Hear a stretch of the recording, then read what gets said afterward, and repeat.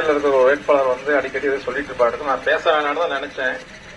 நரம்பை எடுப்பேன், சுளுக்கு எடுப்பேன், இருக்கிற இடம் தெரியாம பண்ணிடுவேன். சில இடத்துல வந்து உங்களை எல்லாம் மிரட்டுறதாகவும் கேள்விப்பட்டேன்.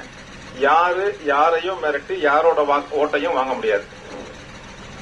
அன்பு மட்டும்தான் வாக்கு, அவங்க பண்ணின செயல்பாட்டுக்கு மட்டும்தான் வாக்கு. அதனால நானே மிரட்டினாலும் அந்த வாக்கு எனக்கு கிடைக்க போறது இல்ல. யார்கிட்ட அன்பு செலுத்துறா, யாரு செயல்பாட்டுல பண்ணிருக்காங்க, 5 வருஷத்துல யாரு 5000 கோடி நிதியை கரூர் மாவட்டத்துக்கு வாங்கி இருக்கிறாங்க.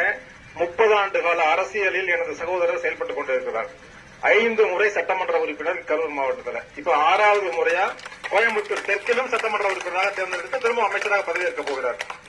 யாரும் யாரையும் மிரட்டி பதவிக்கு வர முடியாது, ஜெயிக்க முடியாது. அதனால மிரட்டி உருட்டி நரம்பு எடுத்துருவேன், சுளுக்கு எடுத்துருவங்களுக்குலாம் வந்து யாரும் வந்து பயந்துட்டு ஓட்டு போட போறது கிடையாது. நான் அரசியல் பேச வேண்டாம் நினைச்சேன். நாங்க 30 ஆண்டுகள் அரசியலில் யாரையும் தரந்தாழ்ந்தோ ஒருமையிலோ நாங்க பேசியது கிடையாது. ஒரு மனிதனை தனிப்பட்ட முறையில் நாங்கள் விமர்சித்ததும் கிடையாது. உனக்கு துணிச்சலும் திராணியும் இருந்தால் களத்தில் மோது. செந்தில் பாலாஜி கோயம்புத்தூர் போயிட்டாரு, அதனால அவர் ஈஸியா ஜெயிச்சிடலாம். துணிச்சல் தான் நீ மோதிப்பாரு. வெற்றி யாருங்கிறது மக்கள் கையில இருக்கு. அவங்க ஓட்டு போட போறாங்க, அவங்க முடிவு எடுக்க போறாங்க. அண்ணன் நாமினேஷனுக்கு சொன்னாரு 50,000 ஓட்டு ஜெயிப்பாருன்னு. அந்த மாதிரி நீ சொல்லு, ஓட்டு கேளு. நீ தனிப்பட்ட முறையில் ஒருத்தர் விமர்சனம் பண்ணி தனிப்பட்ட பொருள் மிரட்டியோ உன்னால வாக்கு வாங்க முடியாது.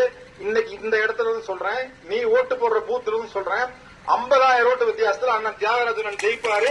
வெற்றி விழா முடிச்சு நன்றி சொல்ல இதே இடத்துக்கு வருவேன். அன்னைக்கு நான் இதே மாதிரி உங்ககிட்ட நான் பேசுறேன். நன்றி, தேங்க்யூ. நம்ம தான் ஜெயிக்கிறோம், நம்ம மட்டும் தான் ஜெயிக்கிறோம். வாக்களிப்பேர் சூரியன், வாக்களிப்பேர் உதயசூரியன், வாக்களிப்பேர் உதயசூரியன். நன்றி.